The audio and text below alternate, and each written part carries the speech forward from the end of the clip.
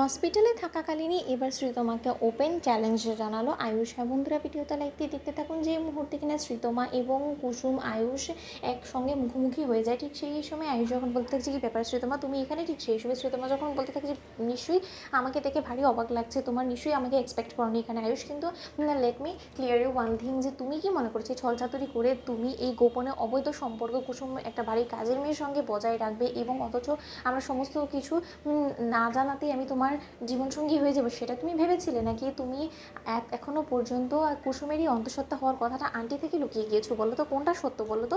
আমি আজকে যদি হয়তো এখানে না আসতাম তাহলে তো আসল সত্যটা জানতেই পারতাম না। ঠিক সেই সময় আয়ুষ যখন বলতে থাকে যে তাহলে তো ভালোই হয়েছে শ্রীতমা, তুমি যখন জানতে পেরিয়ে গিয়েছো তাহলে আমি আরও বেশি তোমাকে ক্লিয়ার করে সমস্তটা বলে দিচ্ছি যে কুসুমের গর্ভে যে সন্তানটা বেড়ে উঠছে সেটা আর শরীরে আমার রক্ত বইছে, অর্থাৎ আয়ুষ্মান গাঙ্গুলির রক্ত কুসুমের গর্ভে থাকা এই সন্তানের শরীরে বইছে। এবং তার থেকেও বড় কথা, আমি খুব শীঘ্রই বাবা হতে চলেছি।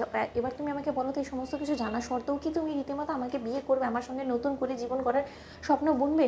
তাই আমি তোমার কাছে হাত জোর করে অনুরোধ করছি, তুমি প্লিজ মায়ের কাছে গিয়ে বলে দাও যে তোমার পক্ষে আমাকে বিয়ে করা কোনো মতেই সম্ভব না। ঠিক সেই সময় শ্রীতমা যখন বলতে থাকে যে no no no not at all, আমি তো কোনো মতেই সমস্ত দায়ভার নিজের কাঁধে নেবো না। তার পরবর্তীতে আন্টি আমাকে জেরা করবে, আন্টি আমাকে বলবে যে কেন আমি তার ছেলেকে বিয়ে করার জন্য রাজি হচ্ছে না, কেন আমি বিয়ে থেকে পিছিয়ে যাচ্ছি, সেরকম কোনো কিছুই আমি করবো না। আয়ুষ্মান গাঙ্গুলি, আমি কোনো মতেই আমার স্বপ্ন ভেস্তে যেতে দেবো না। তোমাকে বিয়ে করাটা আমার স্বপ্ন, গাঙ্গুলি বাড়ির বড় বউ হওয়াটা আমার একটা স্বপ্ন এবং সেই স্বপ্ন তুমি কোনো মতেই ভেস্তে যেতে দেবো না।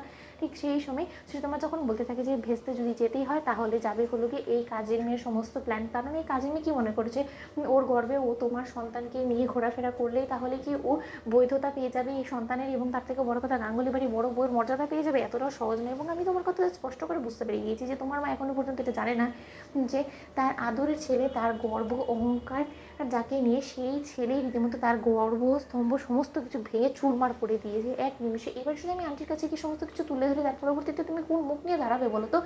এই নাজায়েজ অবৈধ সন্তানটাকে তুমি কতদিনই বা এরকম করে আড়াল করে রাখবে বলো তো? পৃথিবীর যখন কিনা আলো দেখবে এই সন্তানটা, তখন এই সন্তানটাকে তুমি কীভাবে বৈধতা দেবে? এবং তার থেকে বড় কথা, লোকে যখন প্রশ্ন তুলবে কুসুমের চরিত্র নিয়ে তখন তুমি কী জবাব দেবে বলো? তার থেকে বরং হচ্ছে আয়ুষ, আমি তোমাকে একটা অপশন দিচ্ছি, ডক্টরের কাছে গিয়ে যত শীঘ্রই সম্ভব তুমি কুসুমের অ্যাবর্শন করানোর একটা রীতিমতো ডেট ফিক্সড করে ফেলো এবং সেই ডেটে কুসুমের অ্যাবর্শন করিয়ে সমস্ত কিছু থেকে নিজের পিছা ছাড়িয়ে ফেলো এবং আমাকে বিয়ে করে নাও। এবং আই প্রমিস আমি কোনোদিন এটা কাউকে জানতে দেবো না যে তোমার সন্তান কুসুমের গর্ভে বেড়ে উঠছিল এবং তোমাদের মধ্যে একটা অবৈধ সম্পর্ক তৈরি হয়েছিল। ঠিক সেই সময় আয়ুষ যখন বলতে থাকে যে অবৈধ সম্পর্ক, অবৈধ সন্তান, তুমি কাকে কী বলছো বলো তো? আমাদের সম্পর্কটা সম্পূর্ণরূপে বৈধ এবং আমাদের মনের মধ্যে কোনো রকম কোনো পাপ নেই, তার কারণ আমরা লিগালি হাজব্যান্ড ওয়াইফ এবং আমাদের মধ্যে বিয়ের সম্পর্কটা তৈরি হয়েছে, তার পরবর্তীতেই আমরা এক হয়েছি, বুঝেছো তো? তো বন্ধুরা লাইক এবং শেয়ার করে সাবস্ক্রাইব করতে ভুলো না।